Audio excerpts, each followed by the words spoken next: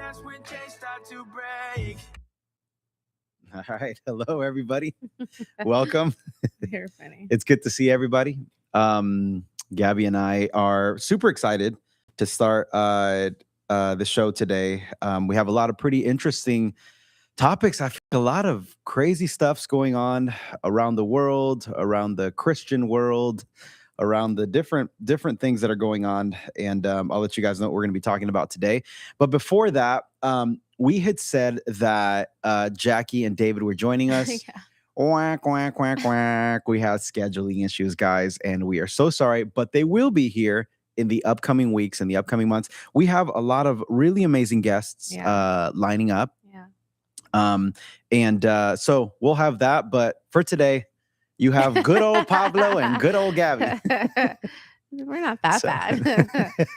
We're not that bad. So, sorry about tell that. them a little bit. Yeah. Of So what we're going to be talking about today, it's really interesting, guys. So there is a story on Timothy Busfield. I don't know if you guys have heard about this story, but we'll show you guys kind of what's going on.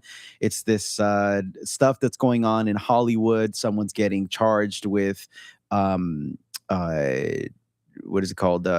Inappropriately touching children, those kinds of things. And remember, we talk about all these things as they pertain to our family, because I think a lot of these things happen, and sometimes we react to the controversy, but it's important for us to not just be aware of the chisme, to be aware of the chisme, but they do present. What can we learn?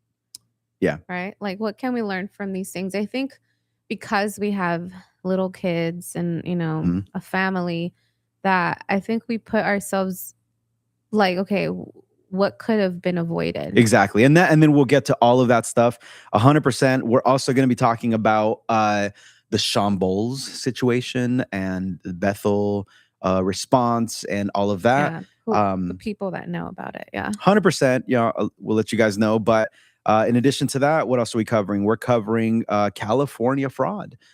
There's a lot of there's fraud going on, a lot of investigations. And so, again, all of these things bring up great conversations for us, as our goal is to raise godly children, have godly marriages, and have healthy, godly finances. And so these present us great conversations to talk about.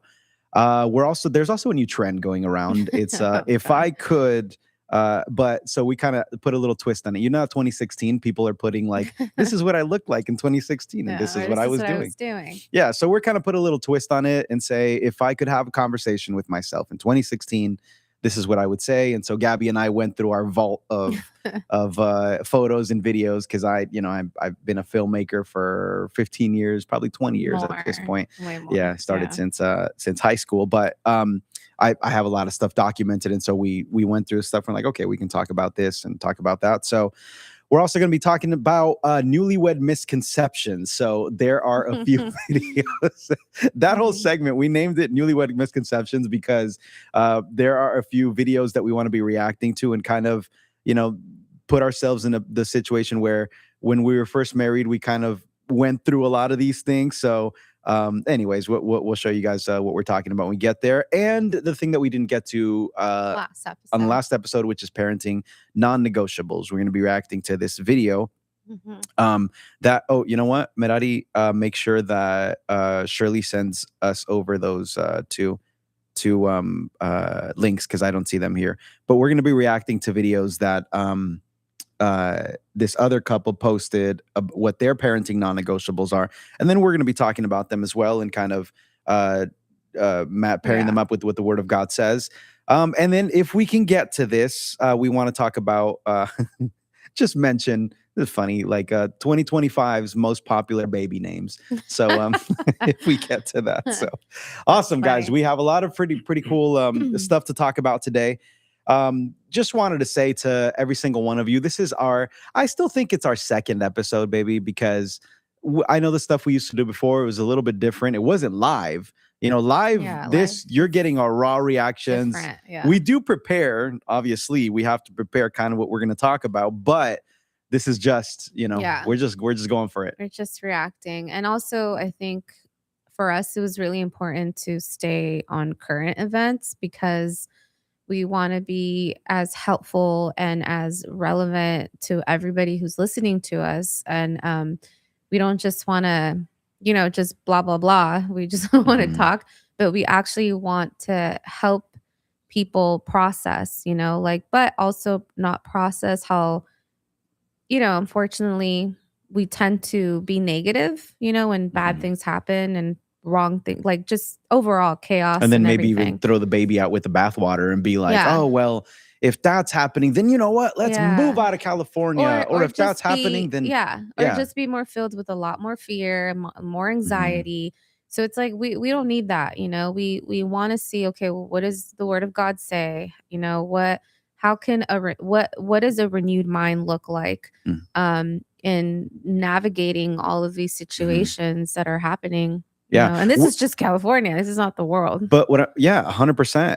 And what I'm saying to add to that is that fear and that anxiety when we hear this news leads us to build these like doctrines in our mind, beliefs in our mind, and we throw the baby out with the bathwater. For example, the first thing we're going to talk about, and Merari, I'll have you play the video right now, so maybe start queuing it up, about Timothy Busfield.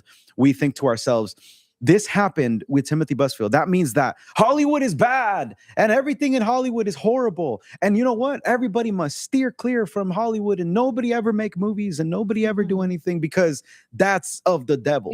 Right. And so we take on these very extreme stances, and it's like, okay, well, there's nuance in all these different things, and not only that, God can lead you specifically a certain way, so we don't need to take on these general like things and make them make them the our truth forever. And imagine you have a child who has this affinity towards, and you're like, man, this kid could really change the world through his acting. Man, this kid could really, but instead you're speaking like, no, you'll never be an actor. You'll never do this. You'll never do that. I think it's, right now we're going to get into it, but I think it's also, we've met people that are actresses who are in Hollywood right now, and they're believers, and they're, one of them has a school, acting school, and helps out many people to, and they lead people to Christ through their acting school. So, we can't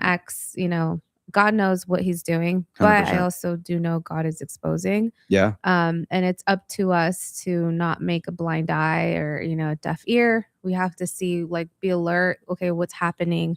How can we, as parents, protect our children? Awesome. Okay, go ahead, Merari. You can play the...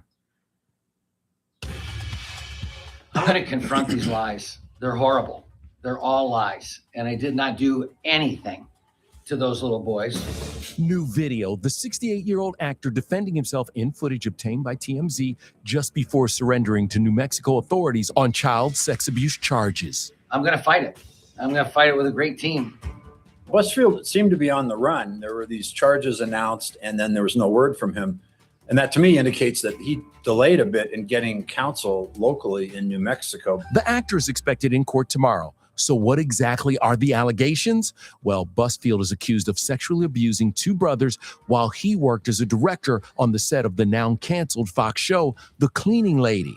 The 11-year-old twins claimed to police that Busfield touched their bodies, one of them specifically mentioning his private parts. The boys said the abuse started when they were 7 years old, when they were on set and left unsupervised. They apparently interviewed the two young boys and decided not to pursue it, and then things changed. And so there's a lot to unpack in this case. As for Busfield's wife, Melissa Gilbert. You got anything good going on these days? Just him. Just him? Her rep issued a statement this afternoon, quote, Melissa stands with and supports her husband and will address the public at an appropriate time. The Little House on the Prairie star is not facing charges, but the complaint alleges she and Timothy did buy the two boys Christmas gifts. The 61-year-old has shut down her Instagram. We've reached out to Melissa and Timothy for comment. There's a suggestion that allegations were made in retaliation for these two young children being pulled from the show. We can pause a minute. Yeah, you can go ahead and watch because it's pretty long. It's almost No, 3 it's like minutes. 2 minutes. Yeah. But I think it's important because not everybody follows the news and is aware of everything Yeah. that's happening. I Yeah. found this out in conversation with friends, and I'm like, Yeah. oh, okay, I think this has something that we can respond to and talk to on our Yeah. podcast. But essentially, guys, Timothy Busfield is being accused. Now, if you go in a little bit deeper, some people say, no, this guy is super guilty. No, this guy Yeah. is, where there's smoke, there's fire. There's, so they're saying, and they're pretty adamant that he's guilty. Allegedly, he's guilty. Allegedly, Okay. yeah. So, but there are other people that are saying this is such a ridiculous charge to bring up Case, against yeah. him. He's such a nice guy. He would never do this. In fact, every time that he interacted with these kids, there's always somebody else Yeah. in the room. So there's no way that he could have done what they're saying that he Right. did. And they interviewed some of the kids, and the kids said, no, he did not touch me. So apparently his mom is upset because something didn't go her way in when it comes to negotiating the contract, their yeah. contract. So because of that, she's like, I'm going to take this man down, and I'm going to use this to kind Right. of blackmail him or Yeah. do allegedly all this stuff Yeah, is it's just all happening. And so, allegedly, yeah. and so what does that say? Okay, so first thing that I think about, guys, when it comes to these things is I think about myself. Anytime anybody's accused of anything, I always think about, okay, me. Are there any open doors in my life? Is there something that could be misconstrued in the way that I'm behaving, in the way that I interact with children, specifically that are not my own? Yeah. Okay, because I think this is the first thing that just comes to my mind. Yeah. Right? How do I act with children that are not my own? Look, with my children, I hug them so much. Like my love language is touch, right? So I hug them so much. My princess Yeah. Hannah, I'm always like, we have this thing called our daily cuddle. So our daily cuddle consists of just me holding her and hugging Yeah. her and just being her. And she's excited because she comes home from school. Oh yeah, and she looks forward to it too. Yeah, she's like, this is Daddy, this is our daily cuddle. Yeah. And we love it. And it's amazing. Now, I have so much love for children. I mean, I have 4 children. I have 1 on the way, 5 children. So, sometimes when I see my nephews and my nieces, like I hug them so much and I hug them, but I know that even though they're my Boundaries. nephews and nieces, like I have boundaries. Like And I guess that's something that we can like pause on. I think obviously the legal stuff, all that, like we don't get into because we don't know. yeah. But I think what can we, like you're saying right now, what can we take from all this?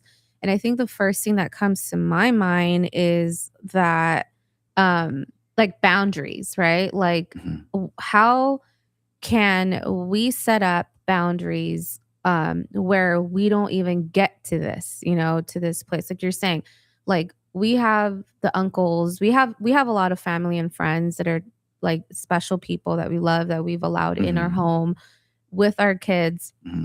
But that doesn't mean that we don't have boundaries. That doesn't mean like, oh yeah, you're the uncle, like sure, like you're not going to have any boundaries. Oh, you're the grandparent, sure, you're like, that's not how like what you are some and I- boundaries? What are some boundaries that uncles have? That's what I was going to get to. But before we get to that, I think as a mom, I don't know if the moms here will agree with me. Before I even saw this whole story, or I even heard about like the tickling thing, right? I'm specifically me, I'm very particular to see older men tickle my children. I just don't like it. Like we had a situation when someone was doing that. We weren't even that close to this person. And it bothered me, and I told you, hey, I don't like this. They're like always going for the stomach and touching. And, one of the kids, I was the one being chased. Like he told me, Mommy, I don't like it. So we have to hear. And I was looking up like, why is tickling so bad? Like, why is tickling such a big deal? And I think it's because kids lose control of their bodies. So it becomes like, because when I hate being tickled. I do not like. I know this. This is true. Like I just can't stand being tickled. Well, because maybe I lose control and I don't like losing control. Whatever. That's another subject. We're not talking about We're not that. talking Right about now. that. But it's because like laughter doesn't mean they're enjoying it. It's because obviously it's a natural reaction that your body is doing to it. But it doesn't mean you like it. And a lot of times predators or whatever use this. So yeah, you're losing control. The kid can't understand what the heck is happening in the moment. Let's say they're tickling and then at the same time they're touching their private parts. Well, You're yeah, you're how do you say that word? desensitizing. Yeah, you're making them be okay to the touch. And it's like, no, like, especially if they tell you stop and that just keeps being violated, their rights and their voice, and they're telling you stop. And like, we've seen our kids. Well, they're telling you stop, but they're also, because they're being tickled, they're telling you stop smiling and laughing, because they can't help it. But yeah, because when you're tickled, you're like, like that. So it's yeah, that's true. Listen, in this day and age, these boundaries exist for a reason. Okay, so I remember this quote. Oh my goodness, I can't believe I still remember this quote. I heard it in, I think it was like fourth grade. It was like fourth grade or maybe fifth grade. I was in school and I was taking this like auto body class. So then we had to use these tools. You mean anatomy? No, auto body. Like Oh. auto, like, I know it's funny, like cars. Car. Yeah, Okay. working on cars. I thought you meant like a body, like a body. I was like, wait, because we're talking about bodies here, and then all of a sudden you're. And it said, okay, before you use a piece of equipment, before you use a liquid, whatever you're gonna use, look at the warnings, because warnings are written in blood. Warnings are written in blood. Yeah. Okay, and that quote just stayed engraved in me. Before that label was there, before that warning was there was blood. Meaning something very negative happened. Yeah. That, because before it's like, oh, whatever, everybody handle it however you handle it. Okay. But now that the warning is there, that means that somebody had to go through a very traumatic experience, that now there is a warning that says, hey, be careful. Yeah. Don't do this. Yeah. So if the warning is, and if the label is, don't tickle kids that are not your own, you're like, well, why? That's not a big deal. It's that warnings are written in blood. Right. Warnings are written in blood. And this guy, Timothy Busfield, babe, even if he's not guilty, love, right, that's what I was gonna say. in his video, he's like, oh, hey, I look forward to getting back to work and seeing you guys back at the office, pretty much. Yeah. I'm like, bro, nothing's probably ever gonna be the same for you anymore. Yeah. You know what I'm saying? Yeah. Because even if he's exonerated, even if it's like Right. all those charges are dropped, in the back of people's minds, it's always like, there's always that like mistrust. Yeah, that mistrust. Well, because like I think this is so important to advocate even for the children. I think it's a kid who's being like, and unfortunately, like, I don't know about other people's cultures, but our culture is very like, kids don't have voices. You don't like it too bad, be quiet. You're gonna do whatever I say, and it's never like, obviously there's a balance. But I think even in this, it's like you make the kids feel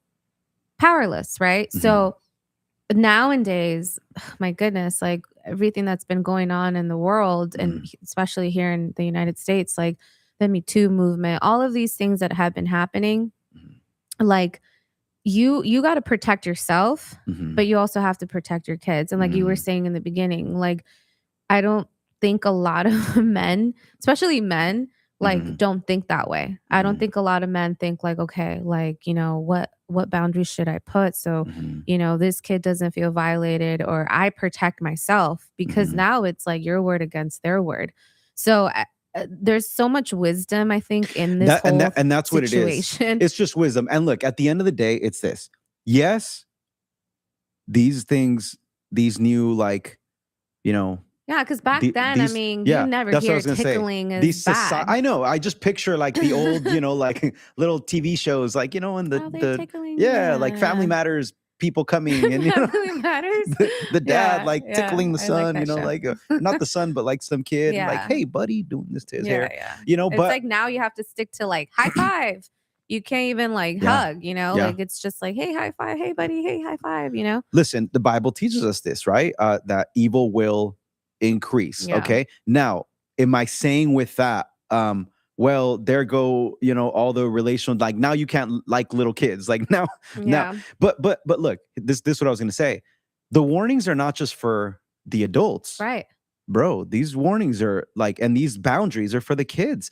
If it That's what I'm protects, saying, if yeah. it protects one child Right. from actually being molested, Yeah. this is totally worth it. Of course. And it's, things like this, guys, like if you have like we start talking to our kids very young, like about boundaries for like what we think they should do, they shouldn't do, others should do. We start very young with them. We start probably like at, I don't know, I want to say like one or two. And we are very clear with them. We tell them, hey, no one's allowed to touch your butt.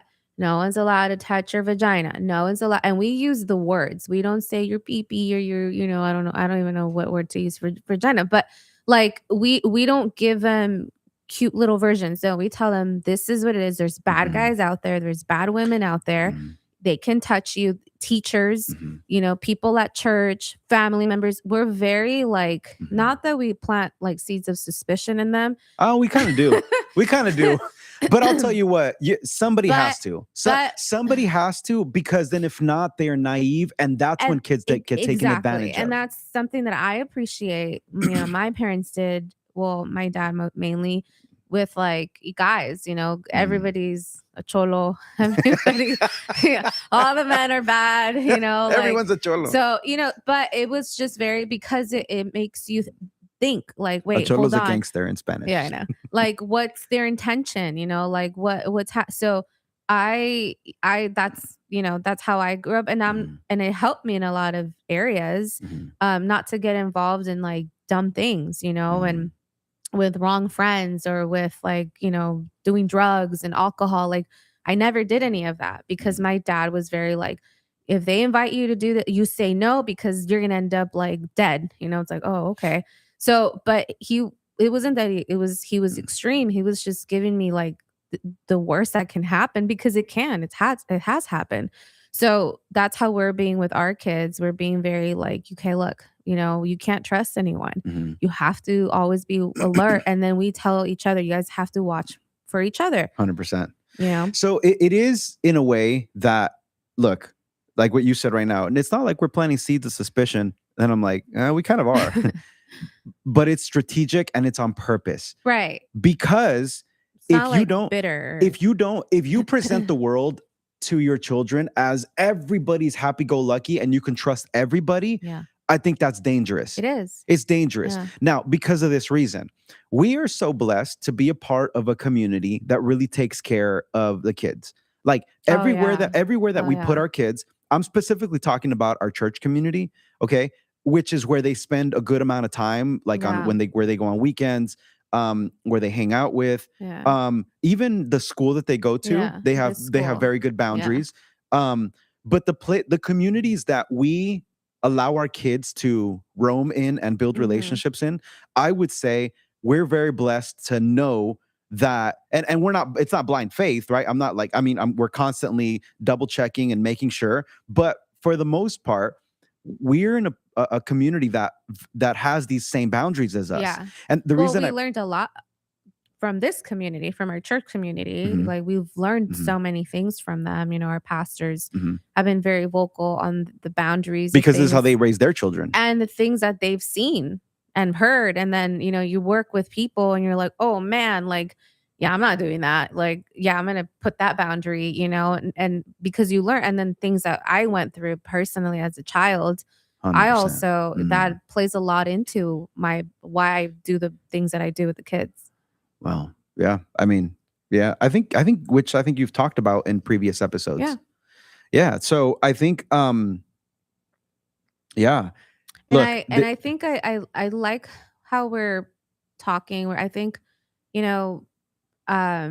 a lot of, I've had parents ask me like, hey, would you let your kids do this or that? And we have conversations. So I know a lot of parents are curious, like how we, like what boundaries. And I know you asked me in the beginning, I think. Okay. If we're going to get practical, like one of the things is we don't allow the tios, which is the uncles, to sit their children on their lap. Our kids on their lap. Our kids on their lap, because it's just, if you want to get graphic, that's where penises are, right?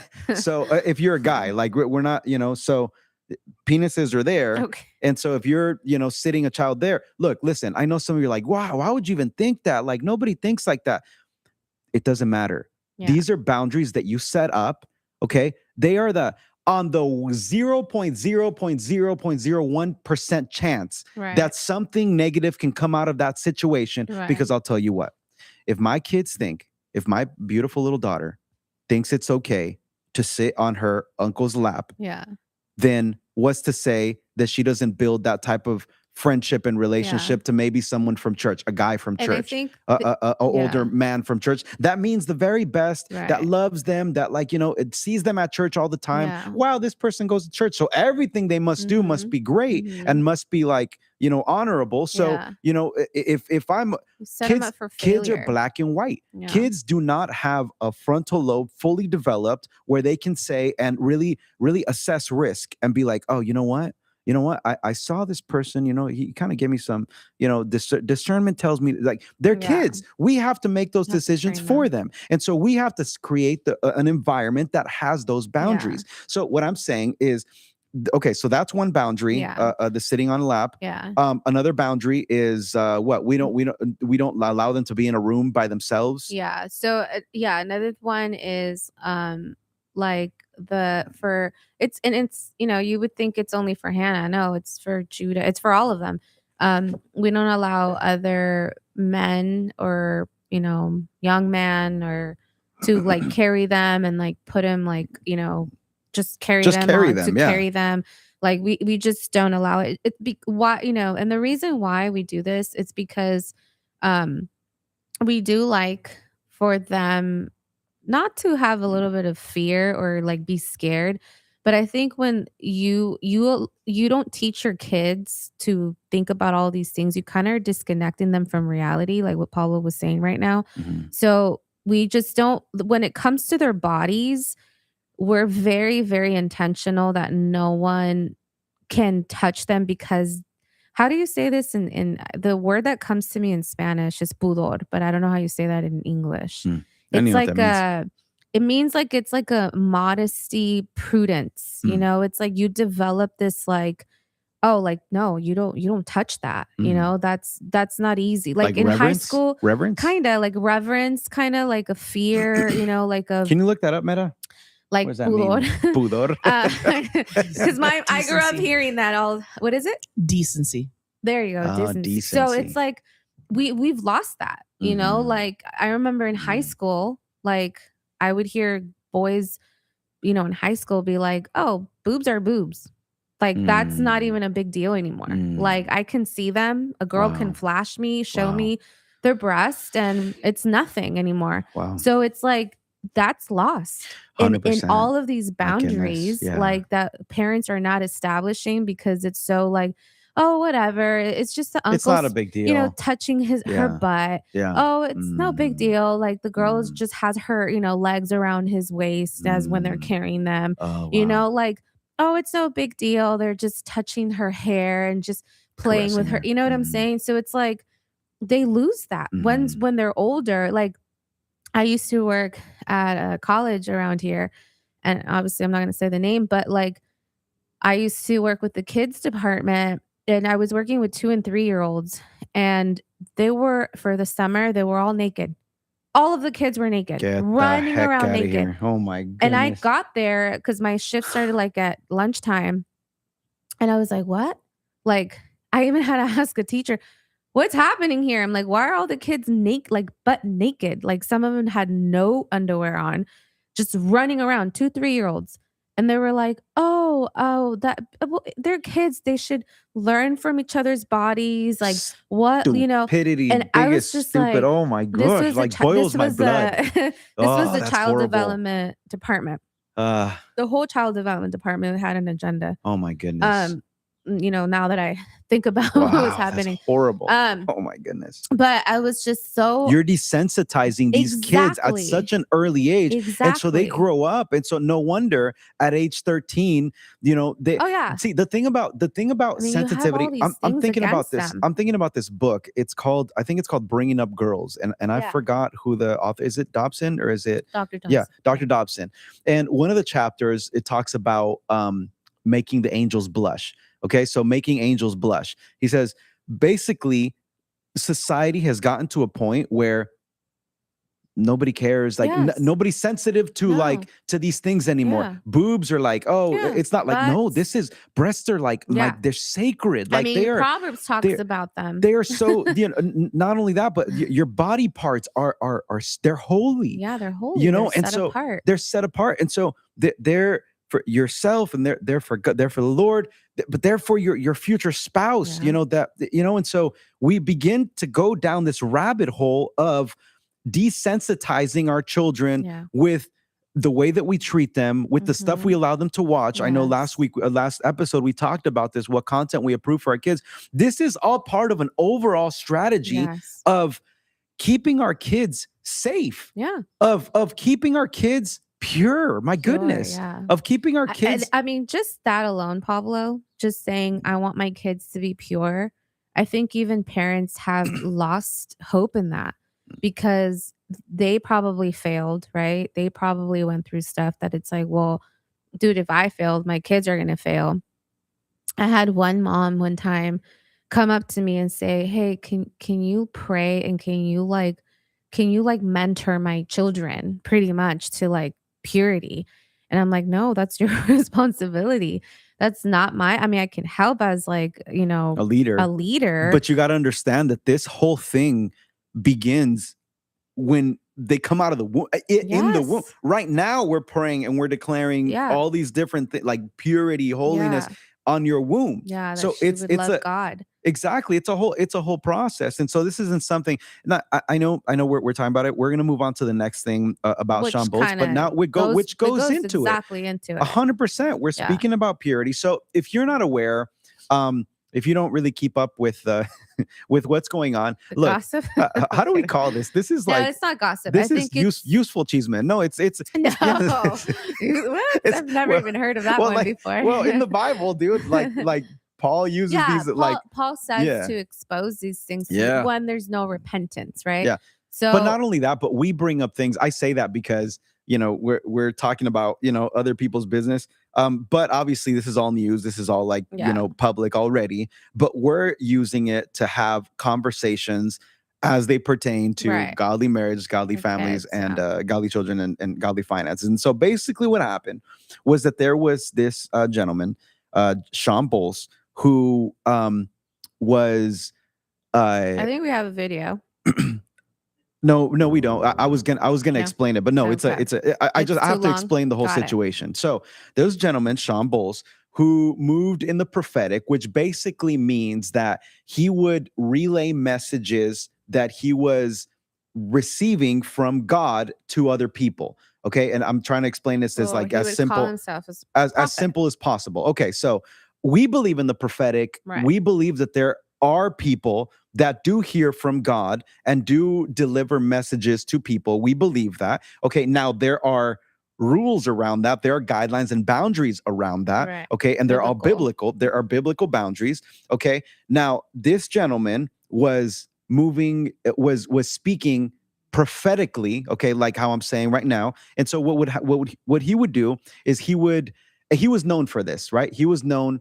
And they would invite him to like big stadiums. And we were in one of the stadiums where he was in. And he would basically say that God told him the name and the address of individuals and their birthday. So imagine if you're at like at this huge spiritual event, and then all of a sudden this guy on stage calls you by name, and it says, oh, your name is Pablo Aguilar, and you are 38 years old. You're about to be 39. And you know what? I see this show called The Really Good Life. Like, imagine he doesn't know anything. And he starts telling me things about that. I'm like, dude, if this guy knows my name, whatever else he has to say has to be from God, because the only way that he would be able to get such an accurate word is if it was through God. Yeah. Well, it turns out that it wasn't through God. It was through Facebook.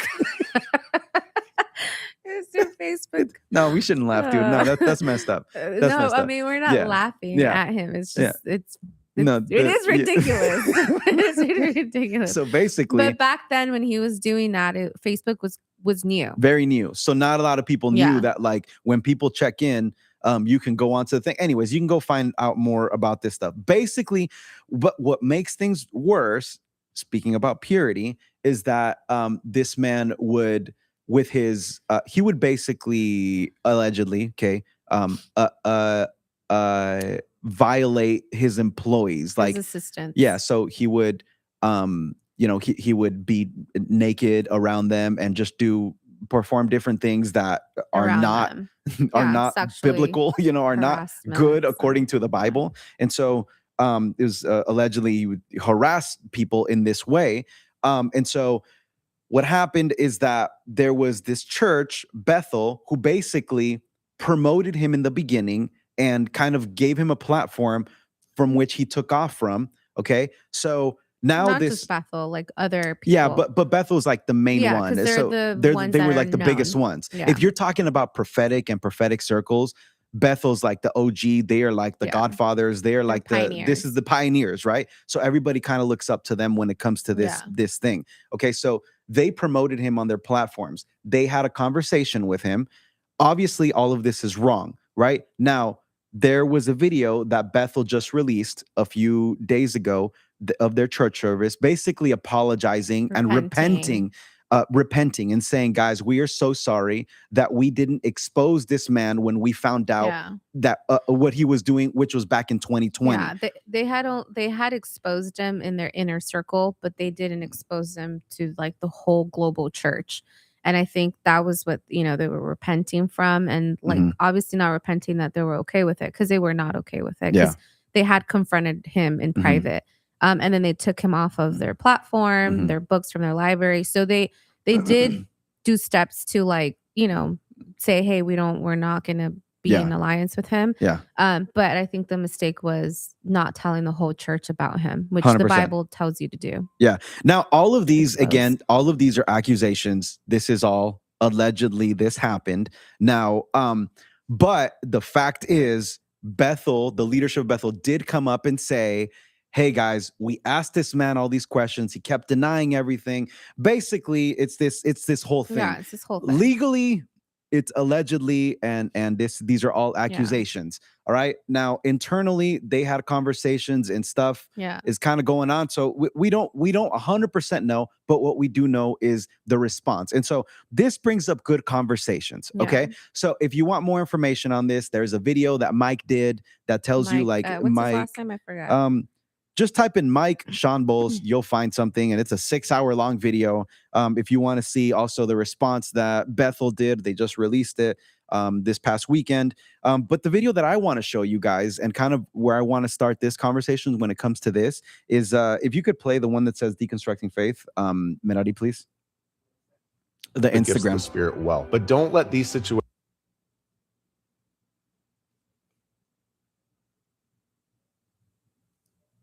from Sean Boltz. He's been spiritually abusing people by data mining and then using that data to give fake prophetic words and words of knowledges in conferences all across the United States. Since this stuff has come out, I've seen so many Christians deconstruct their faith, completely tear their faith apart because they put so much trust and faith in both him and other leaders who maybe didn't bring this stuff to the surface as quickly as they should have. But I want to encourage you with something that happened in the Bible. The Apostle Paul wrote the books of 1st and 2nd Corinthians. And when he wrote to the church of Corinth, they were writing to him saying, we need help. There's people using their spiritual gifts and they're abusing it and they're wielding it over each other. They're flaunting it and they're using it in abusive ways that it's not building up of the church. And largely the whole book of 1 Corinthians has so much to do with how we are supposed to use our spiritual gifts. Now, you might be watching this and you might be like, I don't believe in the gifts of the Spirit. And you might be saying that because you've seen people like Sean Boltz abusing people with their spiritual gifts. But what Paul tells us in 1 Corinthians 12, 13, and 14 is that he doesn't say, hey, just because someone spiritually abused these gifts, they're not real, don't do them, don't practice them. It's actually the exact opposite. He says, you will know people by their fruit. Do they have faith? Do they have 100%. love? Do they build up Yeah. the church, or is this about them? And this is what Paul says in 1 Corinthians chapter 14. He says, pursue love and earnestly desire the spiritual Thanks, gifts, Meta. especially that you might prophesy. And so to me, when I read my Bible, I'm reminded there's That's so good. The more I go deeper into this and the more I really just process this, guys, like, honestly, it just makes me so sad. It makes me really sad because, you know, I'll share something. So I was close to meeting. I met Sean, okay, and there was a point where I had a bit of proximity to him in different situations that I was in. And I remember, and it was around this time, it was around the 2020 time, that I had very close proximity to him. And I remember that I had asked him a question, and we were talking a little bit about something else, about a business matter. But then I really wanted to go up to him after we had talked about the business matter, and he was about to leave, and he was, you know, in his car. And I really wanted to go up to him and ask him if he could mentor me. Because at the time I was going through a lot of changes, like in the way that I thought and in the way that I would process things and what was going on inside of me. And I remember at this time I was really seeking out other men to help me along this journey. You know, that I could approach and that I could speak to. I just never went up to him. But I was this close. I was like right there. I was like, I want to ask him. I want to tell him, hey, can I ask you a few questions, or can I take you out to lunch, or can I do this, or can I do that? I am always so grateful, guys, for my journey. And I'm always so grateful for just how everything has happened, how God has truly protected me. And that's part of what makes me grateful. I'm sad to hear all of this, like very sad, because I know what Sean represented to a lot of people. Right? What Sean represented to a lot of people was closeness and nearness to God. Closeness and nearness to the Father. And so I remember that when I was 6 feet away from asking him that, I was already talking to him. Like we were doing this business thing. But then I was about to go up to him, but then I don't know why I didn't, right? You could call it, you know, whatever it was. But in retrospect, it was God protecting me. I mean, I think, love, you're someone that I always say this about Pablo.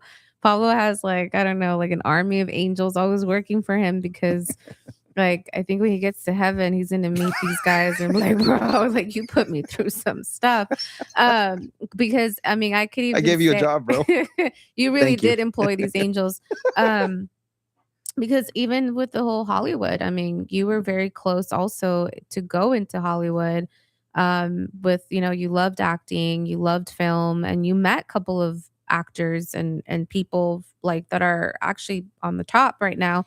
And so you had opportunities there too, but I just see, like you're saying, it was just God protecting you, because you grew up with parents that were not putting boundaries around you to protect you. So imagine you would be like the perfect case that prey child. Honestly, perfect prey. Like, I mean, baby, what God protected me from the Hollywood stuff. Oh yeah, you were so what God protected me go. from so many. That's what I'm saying. First and foremost, Lord, this is why I praise God so much. I thank God.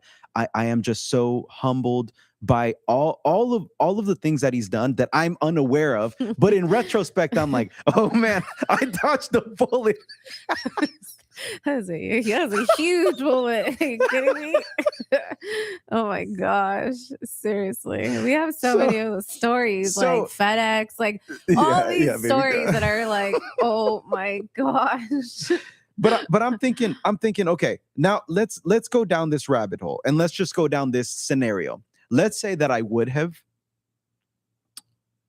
started to get words from different, let's not just him, but let's just say, Because I mean, I could imagine, baby. And one of the questions right now that we're getting is, what if you did receive a word from him?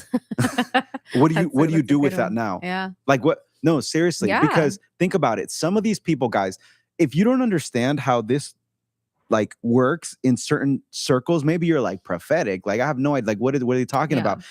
Some of these people had a lot of, or have currently a lot of influence in someone's life to the degree that people are willing to sell their house, move somewhere else because of this word that was spoken to them, sell all of their possessions, you know, maybe even get into a marriage, marry someone. There was one person that said, "Oh my goodness, I married this person that Sean Bowles told me to marry, and this person ended up choking me." Like my husband, which domestic violence. I was now, you know, in domestic violence, and I love this question. I really do, and I think this is a question that we have been dissecting for many, many years in our church community, and the first thing is go back to the word where the word says, I think I put the verse Hebrews 12, where it says, fix your eyes on Jesus. So I think that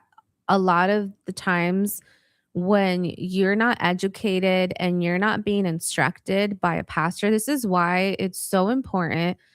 I don't care who you are. I have friends that don't go to a church because they say they can't really find one that, you know, fits their criteria. But I don't care who you are. If you're not part of a local church and you're not planted and you don't have a pastor, a pastor is someone who shepherds you, who corrects you, who guides you, who teaches you, who instructs you. Guys, you're going to struggle. You're going to struggle. You're very vulnerable. You know, there's wolves everywhere. This is a wolf, you know. But then even, baby, check this out. But then some people can say, look, you were blessed to be. No, that's what I'm saying. You're blessed to be a part of a community. What a healthy, 100%. What a healthy community because looks like. You're blessed to be like, I have never met anyone like our pastors. No. Never. Like I haven't to this day, I haven't met anyone like Pastor Marco, which, you know, he's no longer with us. He's in heaven. And Pastora Gladys. Like I've never like, and these people really shaped a huge part of who we are and our kids. And so, and therefore, you know, now the way that we're raising our children. And so, but not everybody's like that. There are a lot of cases, baby girl, where like Sean Bowles is synonymous. Allegedly, what the stuff that he allegedly was doing is the stuff that their current pastor is probably doing or was accused of, or whatever. So the question is, because right now you said, okay, meet there, but I would say first place to start, first place to begin. Can you go to First Tim? I think it's Jeremiah 17. I wasn't done. I wasn't saying that, but you interrupted my whole point. You have what? Oh, okay. Jeremiah 17. So wait, she has mine. Okay, so fixing our eyes on Jesus, the pioneer and the perfecter of our faith, for the joy set before him, endured the cross, scorning its shame, and sat down at the right hand of the throne of God. The reason why I brought this verse up first is because I'm experienced. I'm not saying everyone's like this, but we've had the community and we've had pastors who have drilled this verse in our heads. Like, fix your eyes on Jesus. Don't fix your eyes on man. Fix your eyes on Jesus. Like, we have heard this over and over and over, like repeatedly.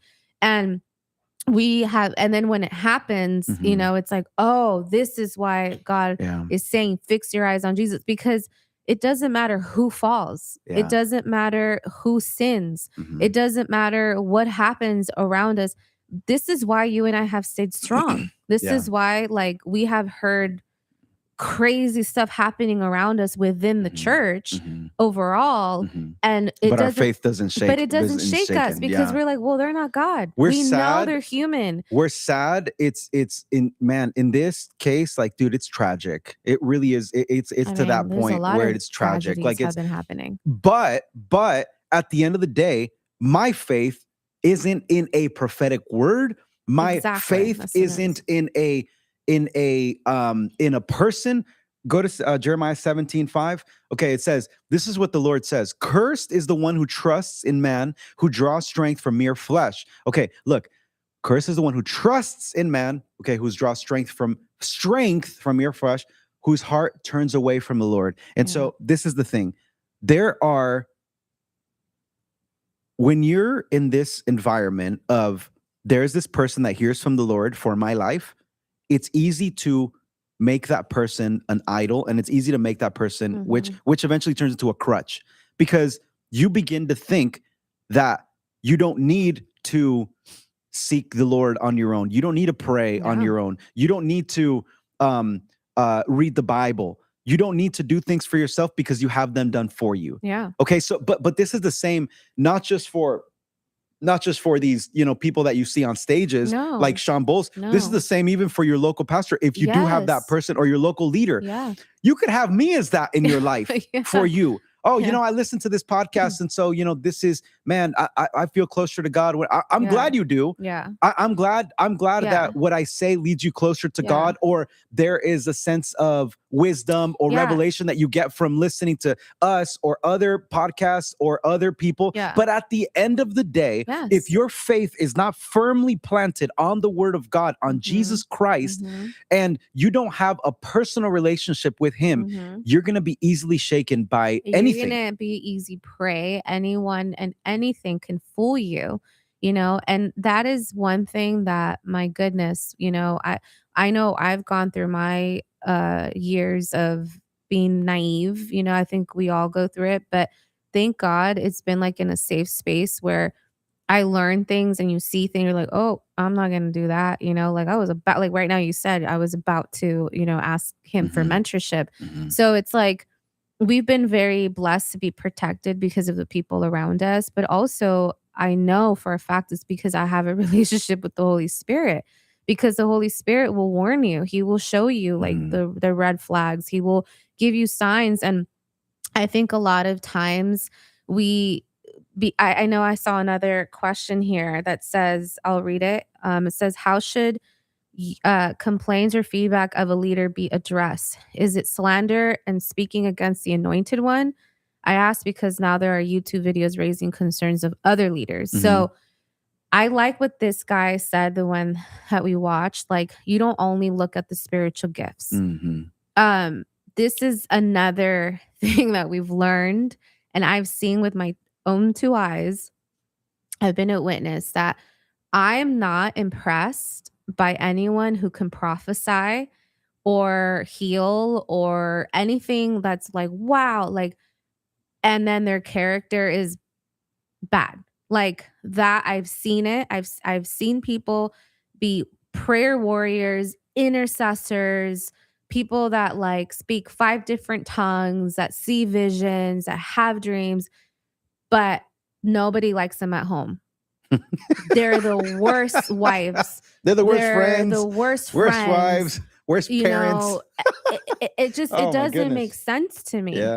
So that not just the gifts of the Spirit are going to be evident. No, it's everything else, and that it's that we have the fullness of Christ. So it's like that's not the fullness. That's just half. And Jesus didn't come exactly. Jesus didn't come to give us just a little. No, he came to give us the whole package. So I think all of this is due to people not wanting to be accountable. This person said, well, what if you're a leader? Like, it doesn't matter. There's protocol for that. If it's your leader that you have feedback for, and we've always said, we've lived by I would this. say, now check this out. Okay. And it's not, because, it's not slander. I think it becomes slander because what's the definition of slander? Slander is like when it's not true, right? Look it up. Meta, what an ill intent. What is slander? She just let's said look that. up let's look up the definition. What is slander? So like there's feedback, there's there's slander, so there's gossip. While she looks that up, this is a question that's asked. While she looks that up, I think this will also help address that, because there is this misconception in people's mind, and because there is this thought of like, oh, don't touch the anointed one, and so we begin to say, if there is someone that has a platform, such as is a pastor or has this title, that title protects him from anybody saying anything or anybody doing anything. Now, that's not true, because we must weigh the fruit. Yeah. You Jesus said it. assessing the fruit and you saying, okay, let me see the fruit. Let me see this. That's not slander, bro. That's No. like, that's the fruit speaking for itself. And so you need to make a conscious decision. And this is why we need we need a relationship with God. Go ahead and play slander. I think you had it up there. Play. Or play. Where the Put it action up. or crime of making a false spoken false. statement damaging Yeah. to a person's reputation. Yeah. Hey, listen. If I see something and it has to do with character, specifically with immorality, Yeah. if it has to do specifically with that, you got to bring it to the table, and Yeah. you got to Well, say the like, Bible says, I can't bring it all up right now. I was reading this a couple of weeks ago, but I think it's in either Corinthians or Timothy, where it talks about what's the protocol, and that if you have an accusation against a leader, I have it. Oh, you have it there? I was going to share this. 1 Timothy 5:17. Yeah. That's part of it. I think this is the second half, but I also wanted to say this. And I think maybe after I read this, maybe we can go off into this for like just a few I think minutes. it's important. What are some red flags to look out for in your community? You know what I'm saying? Like what are some red in your flags? leadership or your community? Leadership. That's a good, because we're talking about leadership Yeah. right now. Okay, what are some red flags to look out for in leadership? And I think, but look, every leader needs to be under submission Oh, yeah. somehow and under authority somehow. Held accountable. Even your head pastor, I would say, if your head pastor doesn't have a board that actually holds them accountable. I'm not talking a board that's full of yes men. Yeah. I'm talking about an actual board that actually hears from the Lord. And these are actual elders that aren't afraid to speak up This and is in have the that Bible. space. This is is biblical. That's what I'm Yeah. saying.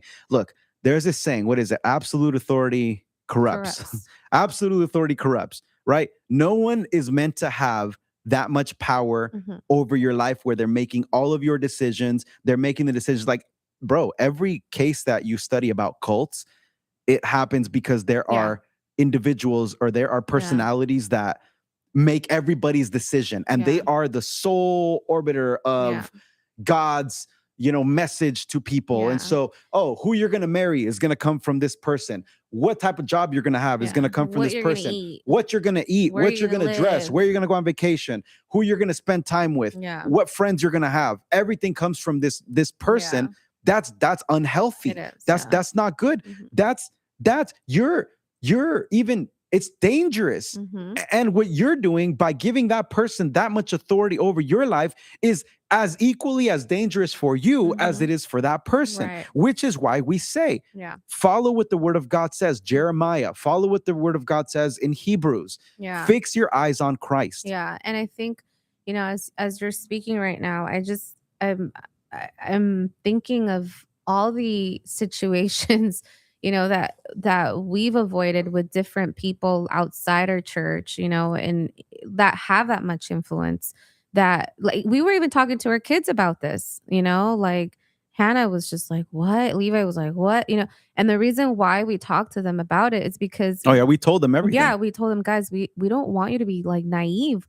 We don't want you to be impressionable. Right. We like, okay, cool. You meet someone who's famous. You meet someone who is gifted, who's talented, who has this influence, who has this authority.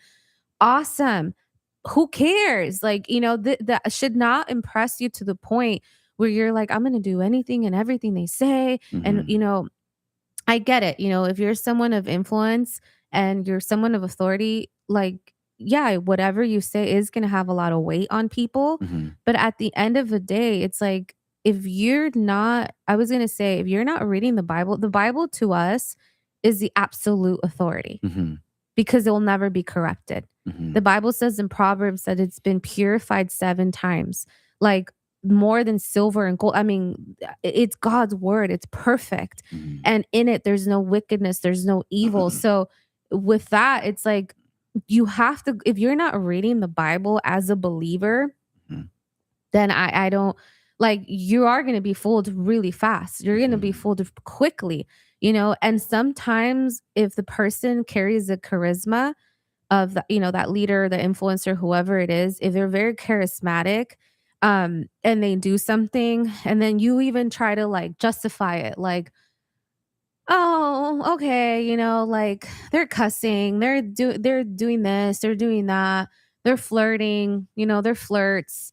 And but they're likable, they're charismatic, they have a gift, and then we start to compromise. But they just did this amazing thing for God. So if they just did Exactly. this amazing Yeah. thing for God, then how could so see And then we get it. yeah. No, say it, finish it. Like, how could God use them? Yeah. Or how could God? Because then back we them begin to up? think, well, how could God have just used this person to bring a prophetic word? How could God have used them to bring a preaching or to bring this breakthrough? Even like they just prayed for me. I just got healed Yeah. because they just prayed for me. Yes. But Yeah. then their character doesn't match. It doesn't matter. What the Bible Yeah. says, I don't know, man, I didn't look it up. The Bible says that the gifts are what? Of God are irrevocable. Yeah, they're irrevocable. So what does that mean? That means that God is not going to take those gifts away from you. So when people tell me that, like, oh, but that person's gifted and they have the gift of healing and I was healed. Gift is not character. Guys, like, God's not going to take it away from you. He gave it to you. He's not going to get it back. He's not going to take it away. So you can still be operating under the gifts without being holy and without character. Mm-hmm. And that's the part where we get ourselves in trouble. Mm-hmm. Because we focus and we fix our eyes so much on the talent, on the gifting, that we just throw the character part. Oh, they're a bad husband. Oh, that, that minister is like never with their wife and is always out and about with, oh, to me, there it is. Romans 11:29, for God's gifts and his call are irrevocable. So his call, it says not even gifts, it says gifts and the call. That's crazy. Yeah. So wow. So when someone says, oh, I've been called, I am, the man of God, I'm the woman of God that has been called. And we use these spiritual, terms that make us look so like grand and big. Awesome. God, he's not going to take them away from you. Well, and what's amazing is that this past weekend, Bethel leadership apologized, and they said, and they owned up for their sin. They said, listen, they asked for forgiveness and they repented. They said, we have sinned. Now, this wasn't our fault that this happened, but it was our responsibility. And breaking that down is so biblical, guys. Yes. Like, this is so good. Like, honestly, like it was very healing and amazing to see that. Now, what it did expose, though, and they're repenting from it. So it's okay to talk about that. And it's okay to break that down and say, okay, it seems like the leader, from a leadership standpoint, they had I call it like a King David syndrome, where King David didn't really correct his children. Yeah. Right. And and it's the Bible says, like, he wasn't known for disciplining his children. King David wasn't. And so then eventually his son usurped his throne, which ended up bad for him. Or tried to usurp his throne, which went bad for him.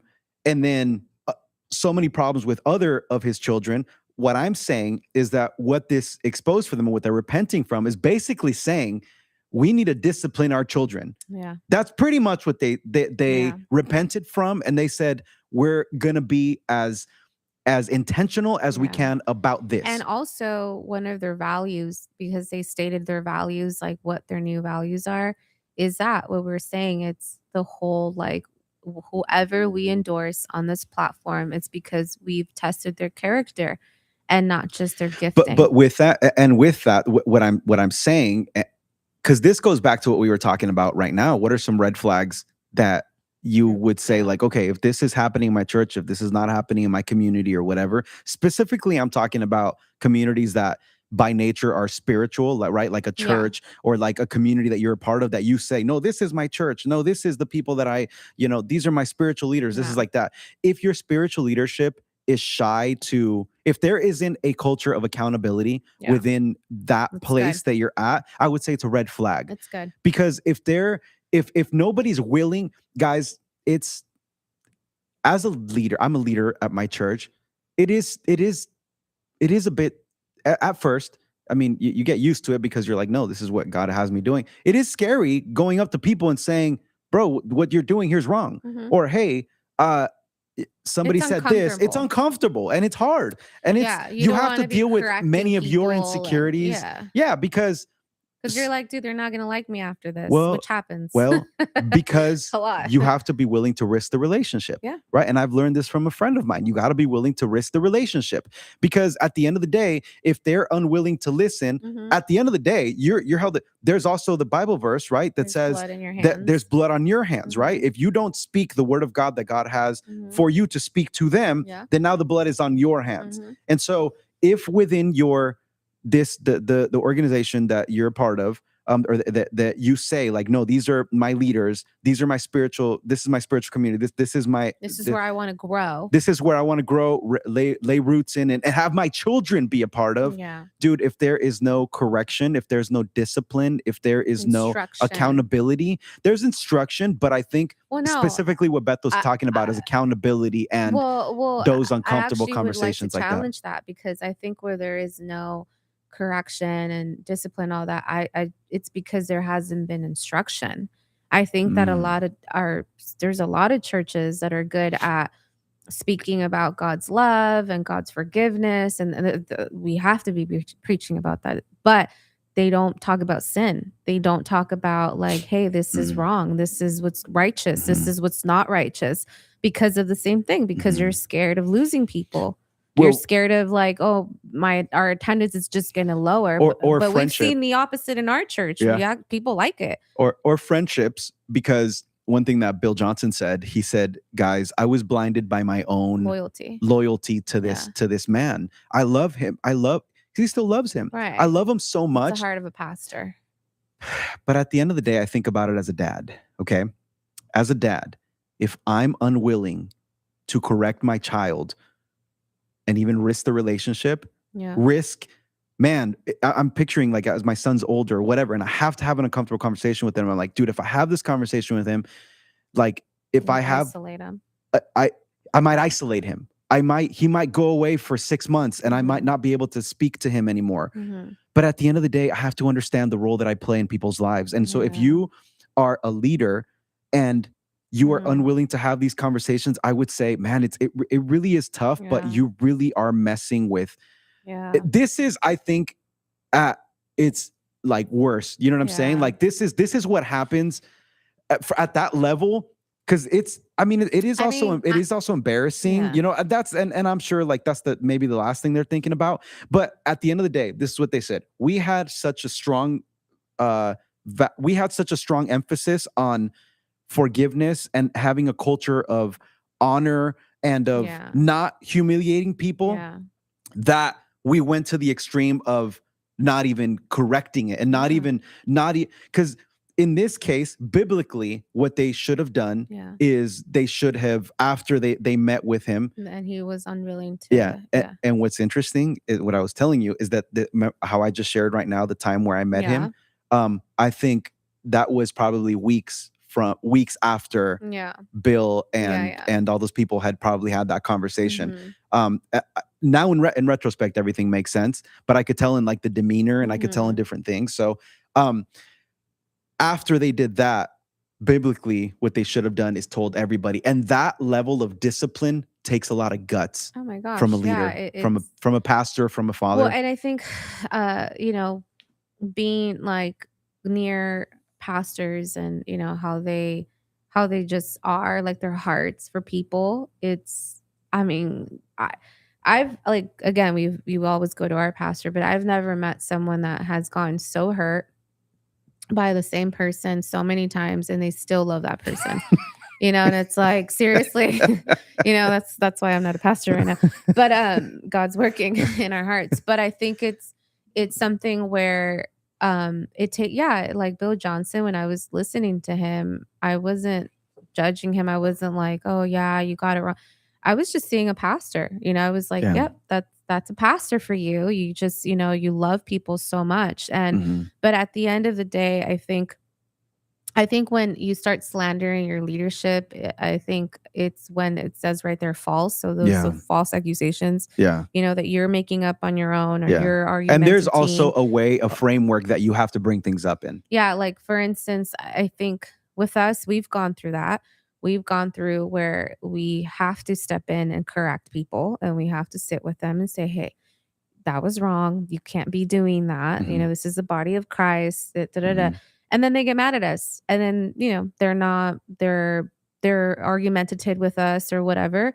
But at the end of the day, I'm like, well, I'm willing to go through that if it means protecting the whole body of Christ. And protecting them. Yeah, and protecting them and their salvation and their soul at the end of the day. Because at the end of the day, that's also God's mercy on us. Like confrontation and exposure and all of this is God's mercy over our life. Because imagine we pass and we get to heaven without this, you know what I'm saying? Without confessing our, like, you know what I'm saying? So like, this is God's mercy.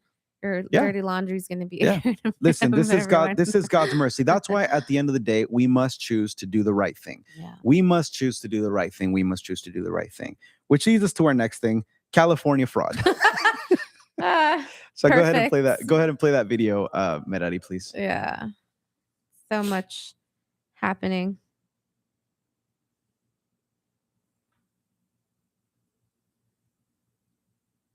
Buildings. They've got Cyrillic writing, Russian, Armenian writing. On both sides, there's lots of action, it seems. I don't know how many patients are getting care, but in this 4-block area in Los Angeles, there are 42 hospices. So either there are a lot of people dying here, or you've got a fraudulent activity that is so good that everyone wants to get in on it. I'm in Van Nuys in Los Angeles, and this boarded up area above my head here is a big hospice center. There are apparently quite a few hospices around here, 42 within a 4-block radius. And these guys stole $16 million. Listen carefully. The main guy went to jail for 2 years, stealing $16 million. It's a good trade-off for a lot of folks. And if you look at it, it's pretty indescript. There wasn't anyone really in there. They weren't doing any services. They just got an address they could claim was a hospice. And then they ran the business, claiming people were at home getting services, which they really weren't. What we have learned is there's roughly $3.5 billion of fraud taking place here in Los Angeles in hospice and home care. It's run quite a bit of it by the Russian Armenian mafia. You notice the lettering and language behind me is of that dialect. And it also highlights the fact that this is an organized crime, mafia deal where you've got folks who are systemically recruited doctors to write false prescriptions. Hundreds of doctors participating. They've got. So basically, this is, by the way, right down the street from where we're at right now, Van Nuys. We can get there like in 15 minutes. And Dr. Oz apparently was just down here a few days ago. Exposing all this fraud. Now, remember what this podcast is and what it isn't. We're not going to give you a detailed thing. We're making you aware of it. Hey, this is what's going on. Maybe you're already aware of it. We're not going to get deep into it like, well, this is exactly what's going on, because we don't know. But what we do know is that this is what's going on. Allegedly, people are committing fraud and all of this is happening. Now, all that's going to be uncovered and discovered. And this is why they're doing a bunch of investigations right now. The first question that I was telling you was, how does this make you feel when you hear about fraud and billions of dollars just wasted, taxpayer money? Well, it makes you feel taken advantage of, because here you are, trying to pay, all the tax stuff that you have to pay, which is a lot, And so, it's like, it's just unfair. So you feel kind of taken advantage of, because it's like, I picture like the little kids in line, right? On, at school, like Levi. At school. Yeah. I picture my kids at school, and then all of a sudden someone coming and cutting in front of the line after you've been waiting for like 15 minutes and there's 5 minutes left of recess. And you're like, dude, I'm barely about to get into the front of the line, but now you're cutting. And now it's so unfair because you were playing the whole time. And you know what I'm saying? So it's unfair. Actually, and the reason why I say is because I know a lot of people have been expressing this. Like, it's very frustrating. It's very like, true. Because here you are, you're trying to pay your bills, like barely. And then here comes, these people like rolling up in Roy's and it was all due to being fraud. And one thing I was telling you, it's like, there's a lot of hardworking people that are doing things the long way, right? Like doing the right way is usually the long way. Do you have that quote? Or was it a video that you were going to play? What? Remember you were, I think you were going to play a video that said about taking the long way or taking the short way or something like that. No. I was just Oh no, I telling was going to you. share. It's a Bible verse. Oh. It's Proverbs 13:11. It's But Proverbs 13:11. All right. I So was like, what? let me share this. I have 2 Bible verses I want to share with this. So first, Proverbs 13:11. Okay.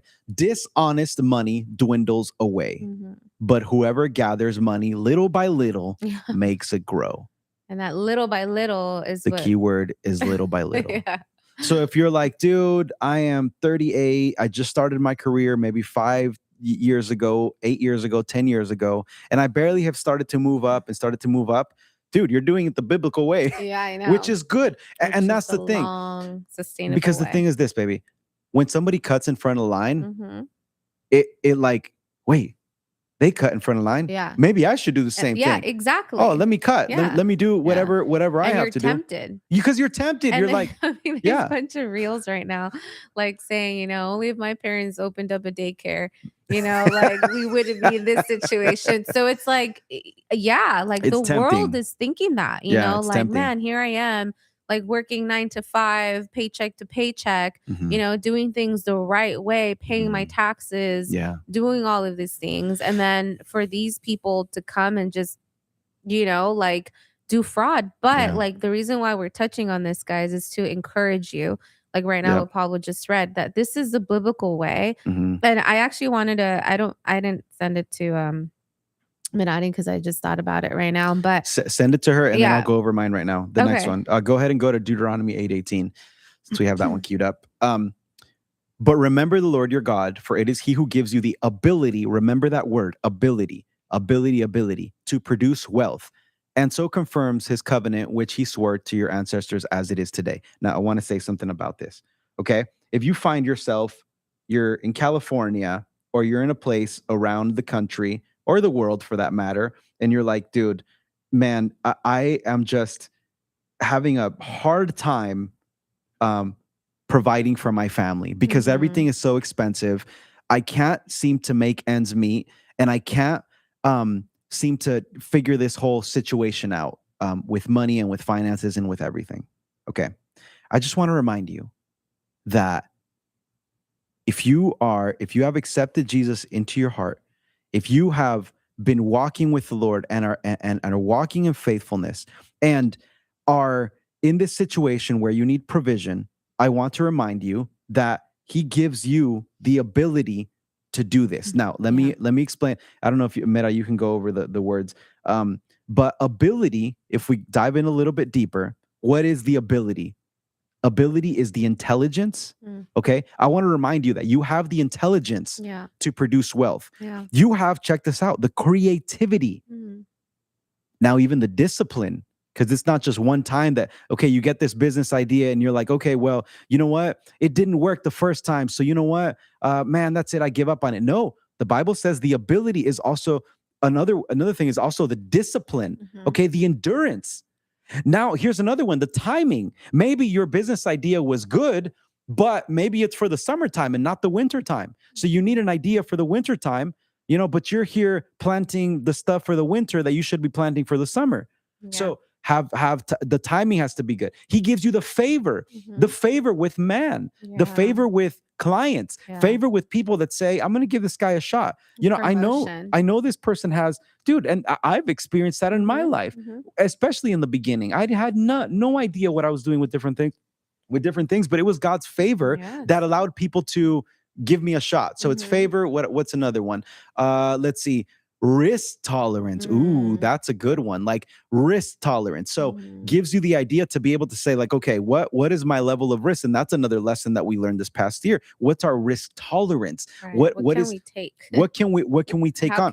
What should we be like? Okay, let's be a little bit more, frugal on this. Let's be more this on that. Or the opposite is like, no to everything. And like, no, but this can happen. No, but that. So you're just wait and you never do anything. What's another one to finish off here? Let's see. It was risk tolerance, health, 100%, opportunities, recognition, decision-making, clarity. That's a big one. The desire to work, build, invest, or create. Wow. He even gives us the ability, the desire to build, work, create. Sometimes I wake up, or sometimes I'm at home, or sometimes after, I'm praying or eating or whatever it is, and I get this idea and I'm like, oh wait, I can implement this into my business, or this is another idea for a different business, or this is an offer that I could fix up and I could do that. Remember that it's God that has given us that ability to be able to do that. Now we must have faith to be able to implement it. And I know we don't talk about this a lot because, we haven't really had too many conversations around business in this podcast. But guys, let's remember that God gives us the ability to do this. And it's not just, it's the ability to find us all of these different things. So we don't have to cut the line. Yeah. We don't have to succumb to and I love fraud how it schemes. Says endurance. He gives you endurance. Building a business, building wealth, building savings account, building, even you paying off debt. It is little by little. It's not going to be something that you will probably do in a month or two. Maybe it'll take you a year. Maybe it'll take you 2 years. Like, this is what Pablo and I right now are learning with our house. Even like, we have plans, for our house. We want to finish our yard. We want to build an ADU. Yeah. And these are all things that are, income that will eventually, capital intensive. Yeah. And just yesterday, I think I was getting frustrated of like, man, like, cause we're entrepreneurs. So we never know which way the wind's going to blow. We just don't know, like, is this going to be a good month? we have projections. You eventually get to the point where you have projections. But, the market has been crazy lately. Yeah, it's volatile. We just don't know. Volatile projections. Exactly. So honestly, God is going to give you the ability to wait and to hold on and not to make, not make dumb decisions out of emotion, risk tolerance. Exactly. So God gives you the patience. He gives you the vision. He gives you, like, when he talks to me, when I pray and I'm like upset, like last year, I kid you not, guys. Like, I went to the backyard last year, like early, I want to say maybe March. And I just heard the words, your yard is not going to be ready this year. I just walked out and I was like, oh. But I felt like the Lord told me that beforehand so I wouldn't get anxious and I wouldn't try to be like pushing it and like, try to strain ourselves and like, overdo it. And God knew I was going to get pregnant in September. He knew those plans, all the things that were coming because he showed me that in March and I wasn't pregnant in March. I got pregnant in September. So he knew what was coming. Yeah. So God knows, Jeremiah 29:11 says God knows the future. He has good plans for you. But a lot of times we want to get smarter than God. We want to get ahead, of the process. We want to figure it out. Oh, we cut this corner. We'll figure out later. Pablo and I have done that a lot, where in the past we've been like, oh, we'll figure it out later. Like, oh, let's just do this now and then it'll work out later. But then it comes in and bites you in the butt. Well, there are some things that, look, okay, can you pull up that list one more time for me, Meta, please? In my experience, let me share this with you guys. In my experience, Deuteronomy 8:18, God gives you the ability. All of these different things play a huge factor individually into your overall financial picture. All of these things. And in my experience, all of those things don't come instantaneously. And the level of wisdom that's needed for every single one of these, or the ability, doesn't come from one day to the next for every single thing. No. In my experience, it's like every year there's an upgrade to every single one of them. Yeah. Every year there's an upgrade to creativity. Okay. All right. This year it's an upgrade to risk tolerance. Okay. Yeah. This year it's an upgrade to intelligence. This year it's an upgrade. So we're all going from this glory to glory. We're all going from this, like, right. We're constantly, our minds are constantly being renewed if we allow the Lord to. Yeah. And if we are walking this walk of faith, but you got to start somewhere. Yeah. And my encouragement to you guys is start somewhere. Start it now. Yeah. If you're on the journey like we are, continue it, man. The encouragement is continue. Yeah.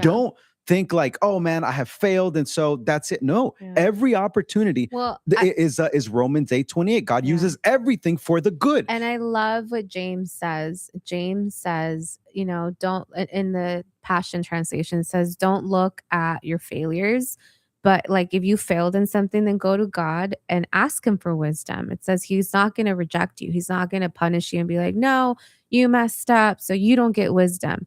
No, God's like, you're lacking intelligence, you're lacking wisdom, you're lacking ability.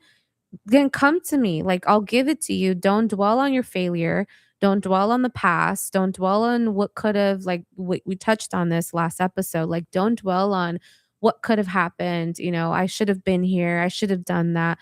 Guys, God is always going to give you an opportunity to redeem it, because you had to learn from this. There was a lesson in that. But I don't know if Merari has Psalms 73, 6. Oh, nice. Okay. But I like how it says, for I envied the proud when I saw them prosper despite their wickedness. They seem to live such painless lives. Their bodies are so healthy and strong. They don't have troubles like other people. They're not plagued with problems like everyone else. They wear pride like a jeweled necklace and clothe themselves with cruelty. Did I keep my heart pure for nothing? Yeah. Did I keep myself innocent for no reason? So I tried to understand why the wicked prosper, but what a difficult task it is. Then I went into your sanctuary, oh God, and I finally understood the destiny of the wicked. Wow. If this isn't the perfect verse for this segment here, and when we're talking about with California fraud and just fraud in general, I don't know what is. Yeah. Because I think you hit the nail right on the head, because you think, man, I should cut, I should do all this stuff. I should be like, do all these things. Yeah. But we don't until we enter the sanctuary, then we see because you see these people, you're right, driving around in their Rolls Royces. You see the nice people, Mercedes nice houses, nice everything. And it's like, oh, they only got 2 years. Oh my goodness, they only got 2 years. So, 16 million. So was that 8 million every year? 8 million a year. I just served 2 years. Served 2 years in jail, 8 million per year. But it's not just about that. It's you got to understand there aren't only physical ramifications to us choosing to do the wrong thing. There are spiritual ramifications. And check this out.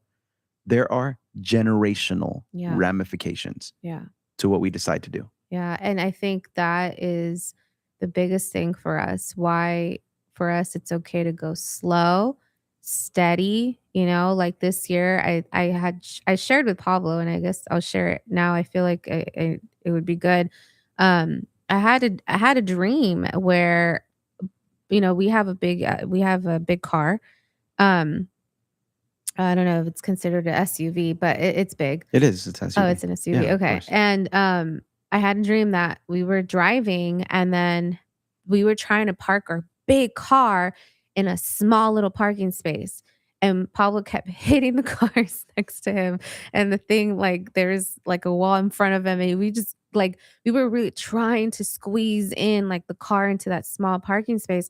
And I remember telling him, like, dude, give up. Like, we don't fit here, And when I woke up and I was like, Holy Spirit, what was that about? Like, why did I dream that? And I felt the Lord tell me, like, this is a year where you guys have to be very precise, very patient, and like not force things to happen, And for me right away, what came to us, because we've been praying a lot about the plans that we have for this year, were like the financial plans, like this year is a year to be very like careful, like risks, like not to take them so impulsively, not to be too quick, like be slow, take your time.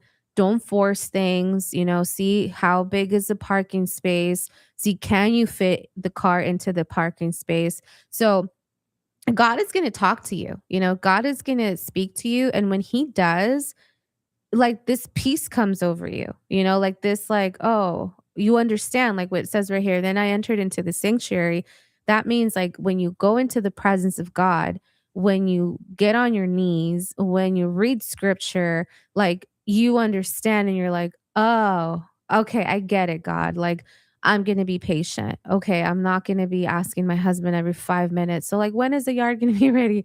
So, when is this going to be ready? So, what, because you're understanding where God is, and you have to be still and you have to be willing to be obedient.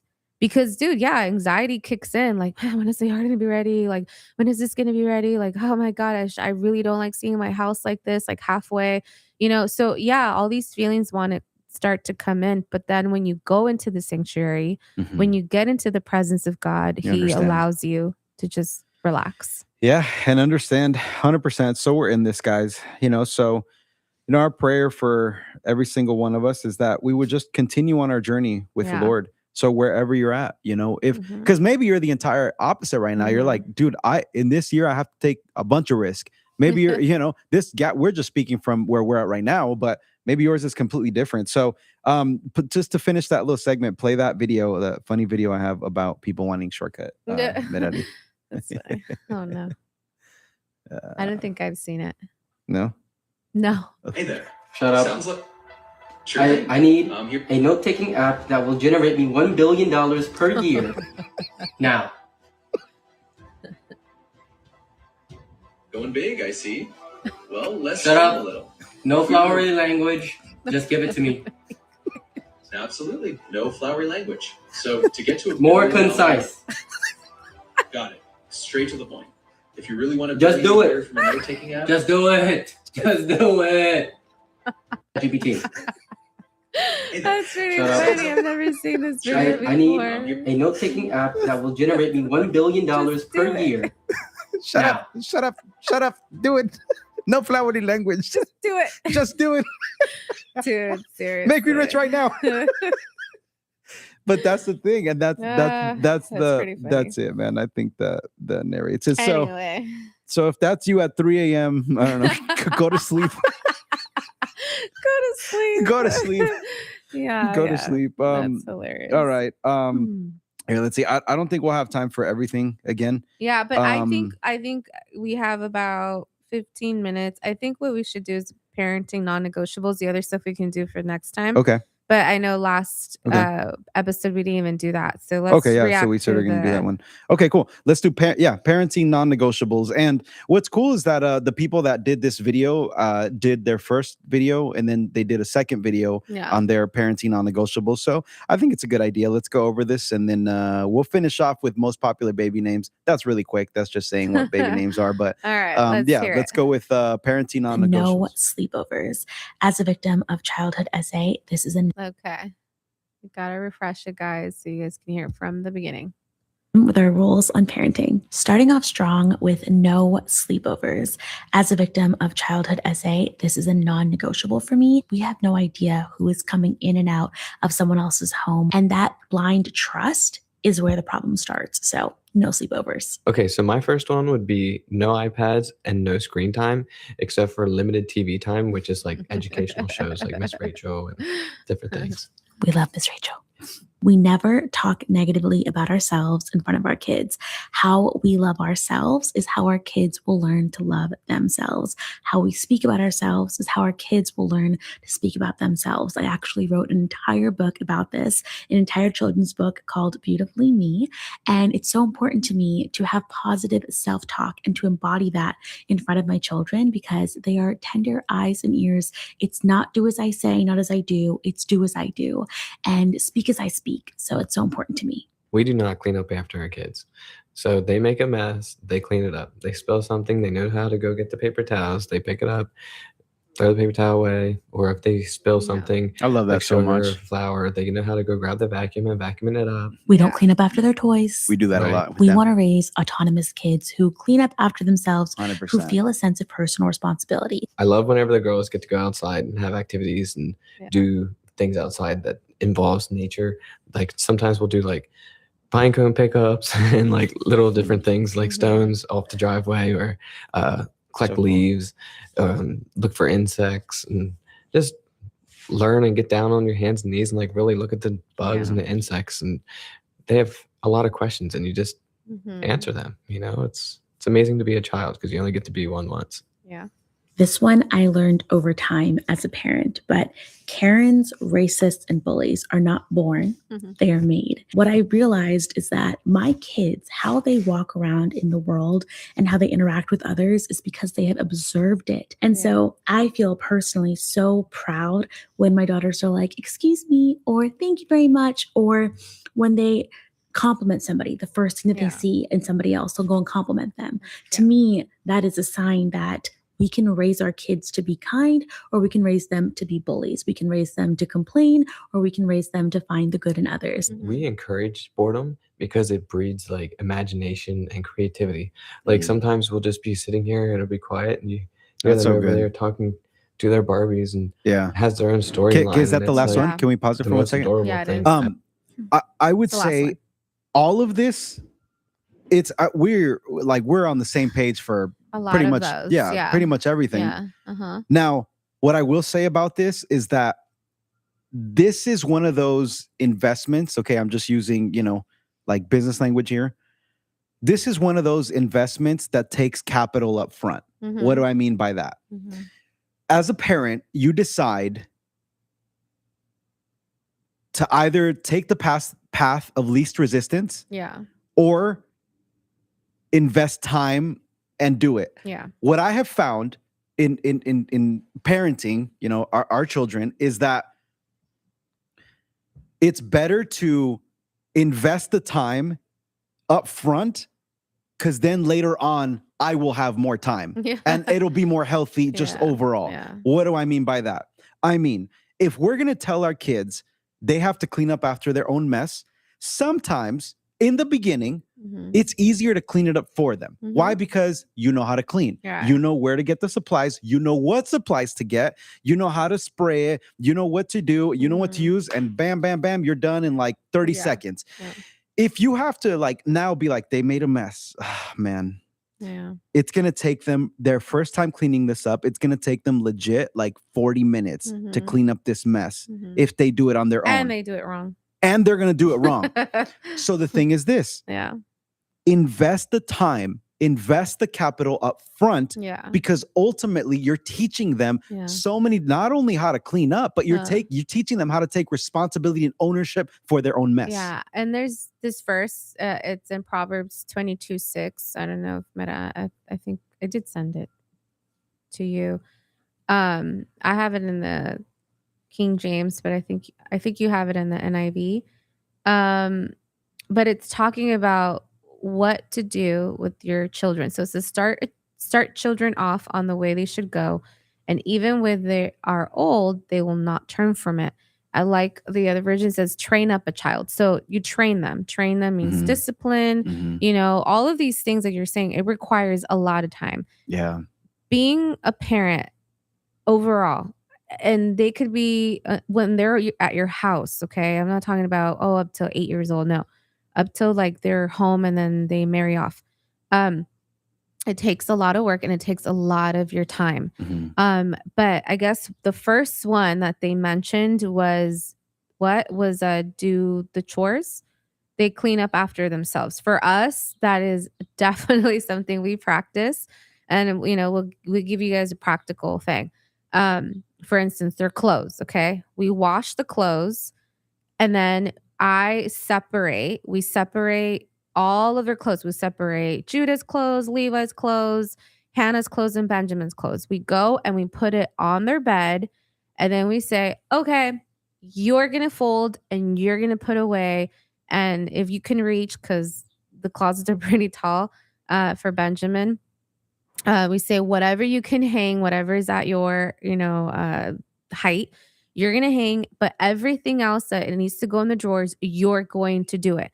So Pablo took the time, because Pablo does it different than what I grew up with, but we go with his method. He rolls up all like the little shirts and stuff like that. So Pablo taught him exactly how to put everything in their drawer. Their undies, their socks, their shirts, their shorts. So everything. But I had to take like 2 hours and a couple of days to be but you know what? You know what's cool now? Okay, that's a great example that you bring up, Love, because you'd be like, dude, like, oh man, we're gonna do their clothes and fold it and do all that, and before you know it, the mom or the dad or whoever's doing it, grandma, whoever's doing it, spends an entire day folding clothes and washing the clothes.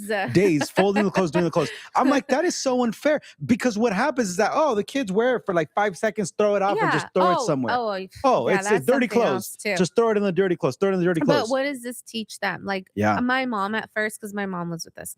And she's very like particular about her stuff too. So my mom was like, but they're doing it wrong. I'm like, Mom, that's not the point. Who cares?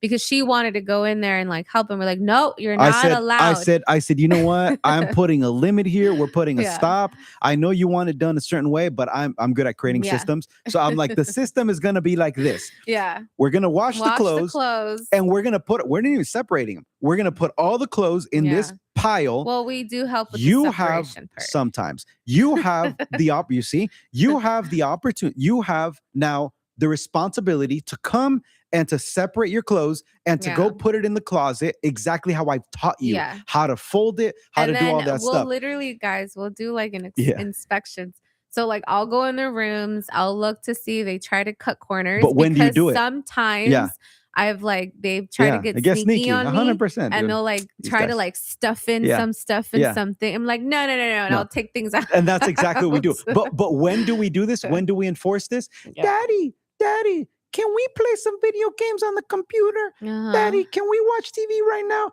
All right, did you do your homework? Yeah. Did you clean your room?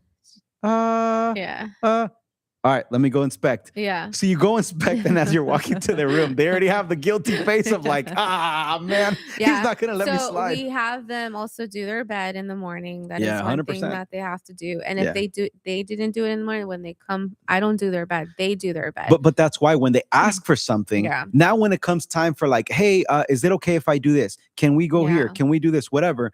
Well, have you done your responsibilities? Have you done what you must do to contribute to be in a place where now I can... They're in charge of putting the trash in the front, putting the trash bins back, to the and it's all age appropriate, right? Yeah, so like our oldest, so Judah, he does that. Like, I mean, she's saying take the bins out to the trash. Now, Levi is also, because he's a little bit older, he's allowed to take. So if they're older, they get a little bit more more privileges, They'll right? Feed the dogs. That's part of their chores, like the water. Yeah. But then the reward system is also different, right? If we're giving them cookies, maybe the oldest is going to get like, 5.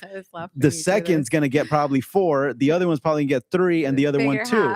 It's like, how come I get more? Because you're younger. But not only do you get more rewards, but you also get more responsibilities. Yeah. So everyone has a responsibility, everybody. I mean, there's some that do an amazing job at their, and then there's some that are a little sloppy, but it's okay. No, they've all gotten better, baby girl. But that's what I'm saying. All of them have gotten pretty because they're little and they understand. But they probably know how to fold better clothes than some of the people listening to maybe. No, they've gotten good. Practice. Yeah, Levi is actually really good. But so this is a non-negotiable for us. So yes, check on that one. And then another one, I think they also said no sleepovers. Yeah. I think that was the first one. That is for sure for us. It's mainly no sleepovers when there's like kids, like cousins. Like we don't really do sleepovers with cousins. I think the only times that we've all like spent the night together is when we go to like Big Bear, like Lake Tahoe or whatever. But we all have like their own rooms. And we're with them, or we're observing them, or they're like we're supervising. I never did sleepovers, so, and I think that was okay.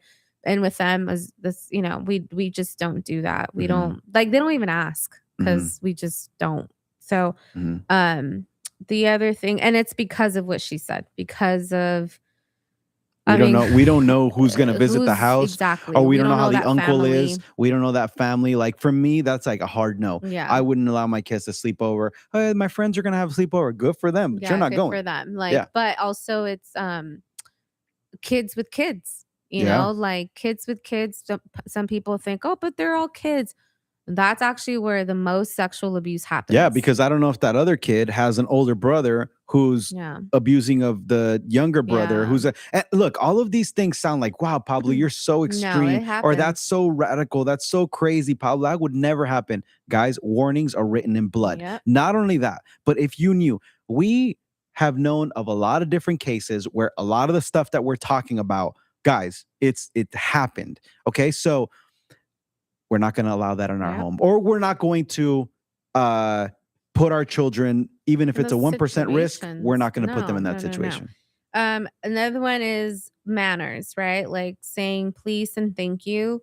I share the same sentiment with, I forget her name, but I love to hear when my kids say please and thank you. And, you know, especially when they're out and they're like that with the other people, you know, like Hannah, she's really good at that. Like she'll compliment everyone she sees, you know, like, oh, I love your earrings, or, you know, because we do teach that. Like, and there's a level of respect that you have to have towards adults. Yeah. Like they're not your peers. They're not your, you know, you have to have you can't boss people around. Okay. Like, let's say that, you know, somebody comes over to the house and they're helping us out with something, and they're, you know, with cleaning or maybe, you know, food or whatever. We're like, hey, get me some water, or hey, get me some, you know, I want a refund. Like, well, excuse me, what are you talking about? With grandma, you know, like, hey, she's not your servant. Right. You know, you go get it yourself. You're not her servant, or me, or like, so we've set like boundaries even with us, like how they joke, or,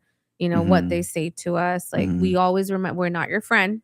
And I know that's a big one. I know that triggers maybe a lot of people saying that, you know, but my kids are not my friends. At this stage, I can't have them as friends.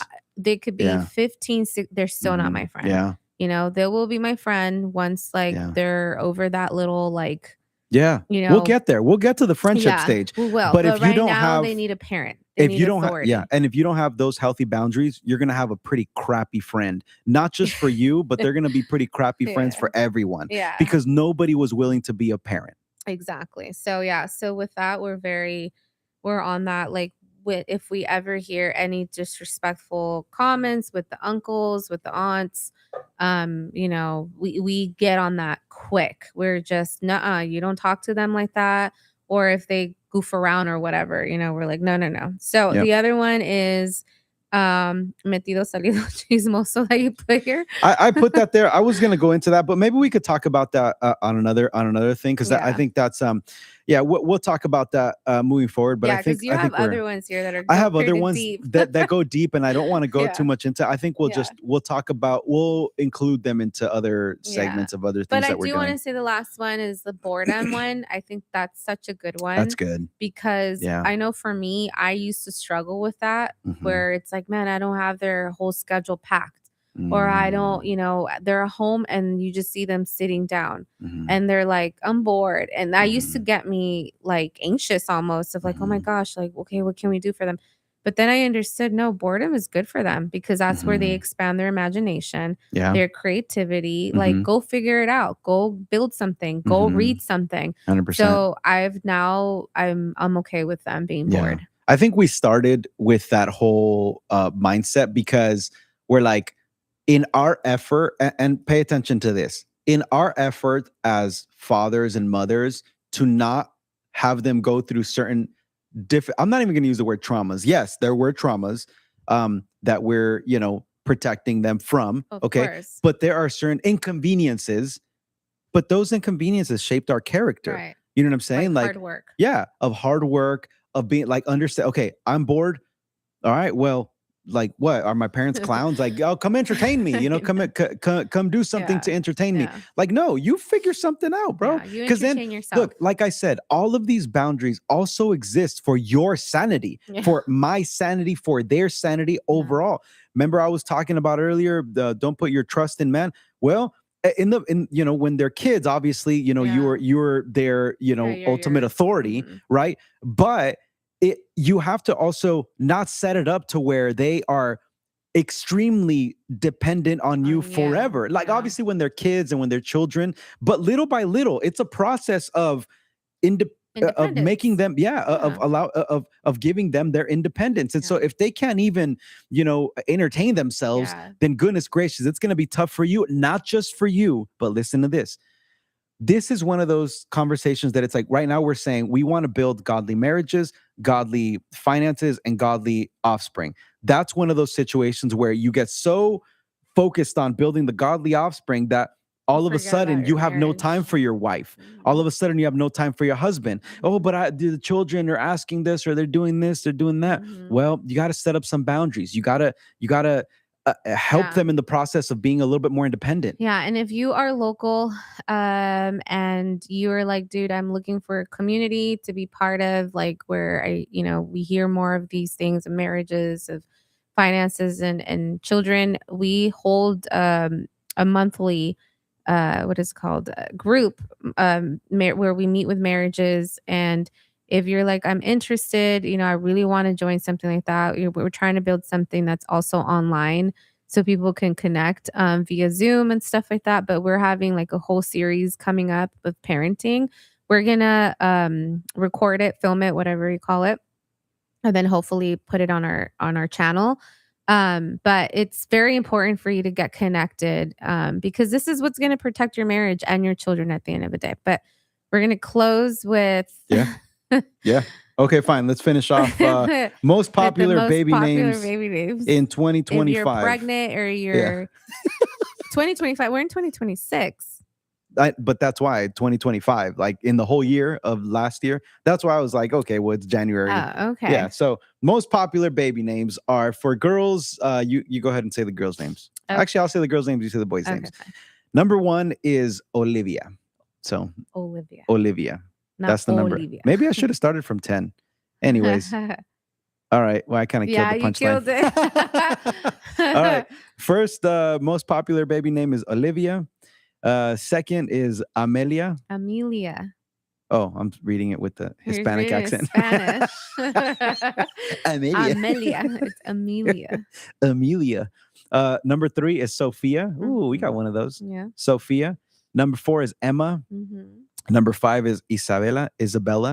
Number 6 is Charlotte. I like that name. 7, Eliana. 8, Ellie. 9, Aurora. And 10 is Mia. Nice. Those are all really pretty names. Yeah, super cute. Yeah, we only have a Sophia here. We have a Sophia, but we know an Olivia. But we do know, and we know an Emma, and an Isabella. And an Ellie. And an Ellie. And an Ellie. And a Mia. And a Mia. And Aurora. We know all these names. Okay, so now I'll start with 10. So for the boys, the 10th is Luca. Luca. We know a Luca. We know a Luca. Asher. We know an Asher too. Ezra. Lucas. We know an Ezra. Levi. We have any. We know one of those. We own one of those. We own.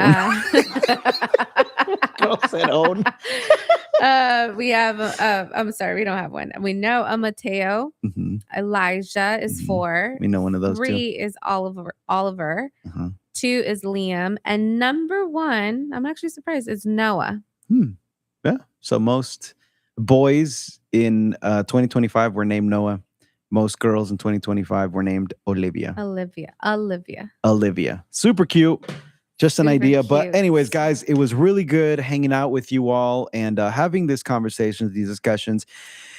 I love it because, this is just like what I call these conversations are driving conversations, car conversations that we have. Things like these happen, and this is how we process these things, and I think it's super healthy. I'm excited when we're about to have a guest here. Next month we have I forgot who, but I know we do have someone. I won't say who yet.